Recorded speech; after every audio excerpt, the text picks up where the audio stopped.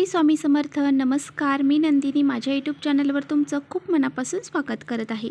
तुमच्या मनातील सर्व चांगल्या इच्छा स्वामी महाराज पूर्ण करो ही स्वामींच्या चरणी प्रार्थना करते आणि आजच्या व्हिडिओला सुरुवात करते. तत्पूर्वी तुम्ही जर चॅनलवर नवीन असाल तर चॅनलला सबस्क्राईब करा. त्याचबरोबर शेजारचं जे बेल आयकॉनचं बटन आहे ते प्रेस करा, जेणेकरून मी जेव्हा नवीन व्हिडिओ अपलोड करेन त्याचं नोटिफिकेशन तुम्हाला मिळेल आणि तुम्ही एकही व्हिडिओ मिस करणार नाही. तर चला करूया व्हिडिओला सुरुवात. आणि व्हिडिओ आवडला तर नक्की लाईक करा. उद्या आहे शनिवार आणि उद्या सर्वपित्री अमावस्या आहे. तर या अमावस्येला पहा खूप सारं महत्त्व दिलं जातं. सर्वपित्री अमावस्या आणि उद्या शनिवार, तर हे दोन योगायोग आलेले आहेत आणि या दिवशी पहा आपल्याला काही उपाय देखील करायचे आहेत. तर ही सर्वपित्री जी अमावस्या आहे, तर या दिवशी पहा आपले जे पित्र असतात तर त्यांचा पृथ्वी तलावरती शेवटचा दिवस असतो. ह्या शेवटच्या दिवशी पितृ जे असतात तर ते पृथ्वी तलावरून तृप्त होऊन त्यांना मोक्षप्राप्ती होत असते. म्हणून या सर्वपित्री अमावस्येला विशेष महत्त्व दिलं जातं. तर पहा या दिवशी आपल्याला आपल्या पित्रांना प्रसन्न करण्यासाठी आपल्या घरामध्ये काही उपाय देखील करायचे असतात. त्याचबरोबर अमावस्येच्या दिवशी घरातील जी नकारात्मक ऊर्जा असते, त्याचबरोबर घरामध्ये काही पितृदोष असतील, वास्तुदोष असतील, काही बाधा असतील, तर ह्या दूर करण्यासाठी अमावस्या हा दिवस खूप महत्त्वाचा मानला जातो. आणि बघा आपल्याला अमावस्येच्या दिवशी संध्याकाळी असा एक उपाय करायचा आहे. तो उपाय म्हणजे आपल्याला कापऱ्यासोबत अशी एक वस्तू जाळायची आहे, ज्यामुळे बघा आपल्याला आपला जो पितृदोष आहे तर तो 100 पिढ्यांचा जरी असेल तरी तो दूर होऊन जाईल. त्याचबरोबर घराची, मुलांची आणि पतीची खूप सारी प्रगती होईल. एकदा पितृदोष दूर झाला की आपल्या घराची प्रगती होतेच होते. तर हा उपाय कसा करायचा, त्यासाठी आपल्याला काय काय लागणार आहे, तर हे सर्व व्हिडिओमध्ये मी तुम्हाला सांगणार आहे. त्यामुळे व्हिडिओ कुठेही स्किप न करता शेवटपर्यंत नक्की बघा, जेणेकरून तुमच्यापर्यंत योग्य ती माहिती पोहोचली जाईल. तर बघा आपल्या घराला जर पितृदोष लागला किंवा आपल्या मुलांना पितृदोष लागला किंवा आपल्या घरातल्या प्रत्येक व्यक्तीला पितृदोष लागला, तर पहा आपल्याला अनेक अडचणींना सामोरे जावे लागते. घरामध्ये जर पितृदोष असेल तर घरामध्ये पैसा टिकत नाही. तुम्ही कितीही कष्ट मेहनत करा, परंतु ती लक्ष्मी जी येते तर ती घरामध्ये राहत नाही. ती अनेक मार्गाने बाहेर निघून जाते. तुमच्या घरामध्ये तुमची जी काही महत्त्वाची कामं आहेत तर ती सुद्धा पूर्ण होत नाही. आणि पहा तुमच्या मुलांची प्रगती होत नाही, तुमच्या पतीची प्रगती होत नाही. तुमच्या घरामध्ये सारखे वादविवाद, कलह, कटकटी ह्या सर्व गोष्टी घडत राहतात. मोठे मुलं असतील तर त्यांचे विवाह जुळत नाही. त्यांना काही नवविवाहित मुलं असतील तर त्यांना संतान प्राप्ती होत नाही. त्याचबरोबर असे बरेच समस्या त्यांच्या जीवनामध्ये निर्माण होत असतात. त्याचबरोबर पहा जो करता माणूस असतो, जो व्यवसाय करत असतो, त्याचा व्यवसाय व्यवस्थित चालत नाही. खूप सारे कष्ट मेहनत करून सुद्धा आपल्याला म्हणावा असा मोबदला मिळत नाही. घरामध्ये लक्ष्मी येत नाही. आणि जरी घरामध्ये मेहनत करून कष्ट करून पैसा जरी आला, लक्ष्मी जरी आली, तरी ती आपल्या घरामध्ये टिकत नाही. ती अनेक मार्गाने निघून जाते. तर बघा आपल्या घरामध्ये लाखो रुपये जरी आले आणि ते काही क्षणातच काही ना काही अडचणी अशा निर्माण होतात की ते लगेचच निघून जातात. म्हणजे असे काही जर दोष आपल्या घराला लागलेले असतील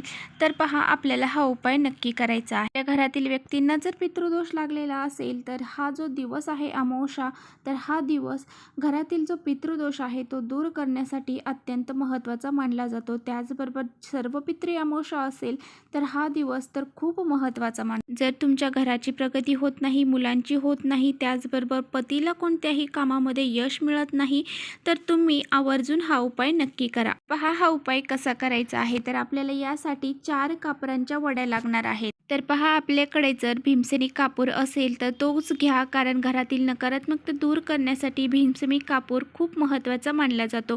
जर तुमच्याकडे कापूर जर नसेल, तुम्ही कधी दुकानामध्ये जर गेला तर तुम्ही भीमसेनी कापूर नक्की आपल्या घरामध्ये घेऊन या. या कापरामुळे पहा आपल्या घरामध्ये कोणत्याही प्रकारची नकारात्मक शक्ती राहत नाही. त्यामुळे हा कापूर आपल्याला आवर्जून यूज करायचा आहे. पण आता सध्या जर तुमच्याकडे लगेचच हा कापूर नसेल तर तुम्ही साधा कापूर जो असेल तर तो 4 वड्या घ्यायच्या आहेत. आणि त्याचबरोबर आपल्याला एक नारळ लागणार आहे. तर एक नारळ आपल्याला घ्यायचं आहे आणि ते नारळ आपल्याला पाण्याचा नारळ घ्यायचा आहे. त्यामध्ये पाणी असायला हवं असा नारळ आपल्याला घ्यायचा आहे. हा नारळ आपल्याला सोलून घ्यायचा आहे आणि थोडीशी शेंडी आपल्याला तशीच ठेवायची आहे. आता बघा आपल्याला काय करायचं आहे, तर हा जो नारळ आपण घेतलेला आहे तर तो आपल्याला आपल्या देवघरावरून 7 वेळा उतरवून घ्यायचा आहे. आणि आपल्या घरातील प्रत्येक व्यक्तीच्या डोक्याला हा नारळ लावायचा आहे. आपल्याला माणसांवरून हा नारळ उतरवायचा नाही, फक्त त्यांच्या डोक्याला स्पर्श करायचा आहे. हे सर्व करत असताना पहा आपल्याला एक मंत्र म्हणायचा आहे, श्रीराम जय राम जय जय राम, श्रीराम जय राम जय जय. किंवा तुम्ही तुमचे जे गुरु असतील, ज्यांना तुम्ही जास्त मानता, त्यांचं नामस्मरण जरी केलं तरी चालणार आहे. आपण आता पहा आपले गुरु श्री स्वामी समर्थ असतात, तर त्यांचं श्री स्वामी समर्थ असं म्हणत जरी आपण हा उपाय केला तरी खूप चांगले रिझल्ट आपल्याला मिळणार आहेत. तर पहा हा जो नारळ आहे तर तो आपल्याला देवघरावरून 7 वेळा उतरवायचा आहे. त्याचबरोबर आपल्या घरातील लहान मुलांपासून ते मोठ्या व्यक्तींपर्यंत प्रत्येकाच्या डोक्याला आपल्याला तो कपाळाला लावायचा आहे. आणि त्याचबरोबर त्यांच्या उजवा हात जो असेल तर त्या उजव्या हाताला सुद्धा हा नारळ आपल्याला टच करायचा आहे. आता पहा त्यानंतर काय करायचं, तर आता आपण जे आपल्या घरातले व्यक्ती आहेत त्यांच्या डोक्यांवर टच केला आहे, उजव्या हाताला टच केला आहे. आता आपल्याला घरातील प्रत्येक भिंतींना टच करायचं आहे, प्रत्येक कोपऱ्याला टच करायचं आहे आणि घरातील प्रत्येक रूममधल्या ज्या भिंती आहेत त्यांना सर्वांना टच करायचं आहे, कोपऱ्यांना टच करायचं आहे. आणि आता त्यानंतर हा नारळ घेऊन आपल्याला आपला जो मुख्य दरवाजा आहे तर त्या मुख्य दरवाजावरती जायचं आहे. आता बघा तुमचा जो मुख्य दरवाजा आहे तर त्या दरवाजावरून सुद्धा हा नारळ आपल्याला 7 वेळा उतरवून घ्यायचा आहे. पहा आपल्या घराच्या ज्या चौकटी आहेत, जी वरची चौकट आणि उंबरठा यांना आपल्याला तो उतरवत असताना दोन्ही साईडला टच करायचा आहे आणि 7 वेळा असं उतरवायचं आहे. आणि त्यानंतर हे सर्व झाल्याच्या नंतर हा नारळ आपल्याला घरामध्ये घेऊन यायचा आहे आणि त्यानंतर आपण आपल्या देवघरासमोर बसायचं आहे. आणि त्यानंतर जो आपण 4 कापराच्या वड्या घेतलेल्या आहेत तर त्या घ्यायच्या आहेत. आणि बघा आपल्याला आता ते नारळ घ्यायचं आहे, त्या नारळावरती ह्या 4 वड्या ज्या आहेत कापराच्या त्या प्रज्वलित करायच्या आहेत. तर उद्या पहा संध्याकाळी आपल्याला हा उपाय करायचा आहे. तर संध्याकाळी 6:30च्या नंतर तुम्ही 12 वाजेपर्यंत हा उपाय कधीही करू शकता. तर अशा प्रकारे आपल्याला त्या कापराच्या वड्या त्या नारळावरती प्रज्वलित करायच्या आहेत. तर पहा हा नारळ आपण जेव्हा प्रज्वलित करू त्यावेळेस आपल्याला गायत्री मंत्राचा जप करायचा आहे. ओम भूभुवः स्वः तस्य वितुर्वरेण्यं भर्गो देवस्य धीमहि धियो यो न प्रचोदयात्. हा मंत्र जो आहे गायत्री मंत्र तो आपल्याला म्हणायचा आहे. तोपर्यंत तो कापूर नारळावरती जळत आहे तोपर्यंत आपल्याला ह्या मंत्राचा जप करायचा आहे. तर पहा हा जो नारळ आपण जाळणार आहोत तर त्या नारळामध्ये पाणी असायला हवं, कारण नारळामध्ये सर्वात जास्त नकारात्मक शक्ती शोषून घेण्याचं काम हा नारळ करत असतो. तर बघा आपल्या घरावरती काही पितृदोष असेल, कुणी कर्णीबाधा केलेली असेल आणि पहा असे काही दोष जर आपल्या घराला लागलेले असतील तर ते दोष आपल्या घरामधले जे आहेत तर ते नारळ शोषून घेण्याचं काम करत असतो. नारळामध्ये जर एकदा ते शोषून घेतले की आपल्या घरावरती कोणत्याही प्रकारचा त्या दोषांचा, त्या पितृदोष असेल किंवा मग काही कर्णीबाधा असतील किंवा मग कोणतेही दोष असतील तर नकारात्मकता असतील तर त्या सर्व त्या नारळ शोषून घेईन आणि त्यांचा आपल्यावरती काहीही प्रभाव होणार नाही. त्यामुळे बघा जी काही आपली अडलेली कामं असतील, आपल्या घराची प्रगती होत नसेल, आपल्या घरामध्ये लक्ष्मी प्राप्ती होत नसेल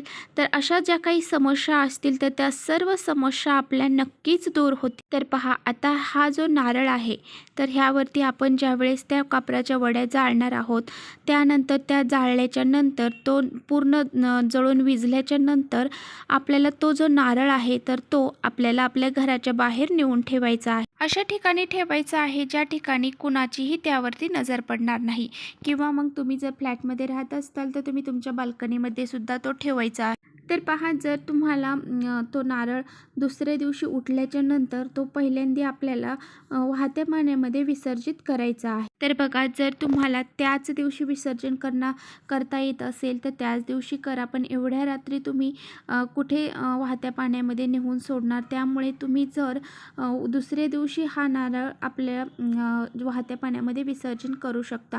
कारण पहा रात्री आपण घराच्या बाहेर ठेवायचा आहे, घराच्या आतमध्ये हा नारळ नारळ ठेवायचा नाही आणि दुसऱ्या दिवशी तुम्ही त्याचं विसर्जन करायचं आहे. जर तुम्ही फ्लॅटमध्ये राहत असताल, तुम्हाला घराच्या बाहेर ठेवणं शक्य नाही, तर मग तुम्ही तो नारळ बाल्कनीमध्ये ठेवायचा आहे आणि दुसऱ्या दिवशी तो विसर्जित करायचा आहे. जर तुम्हाला मासिक पाळी आहे, सुतक आहे, विटाळ आहे, तर तुम्ही हा उपाय घरामध्ये अजिबात करायचा नाही. आणि बघा, ज्यावेळेस तुम्ही हा नारळ तुमच्या घरामध्ये फिरवणार आहात त्या व्यक्तींवरून उतरवणार आहात, घरातल्या सर्वांवरून उतरवणार आहात, त्यावेळेस तुम्हाला तुमच्या पितरांचं देखील नामस्मरण करायचं आहे.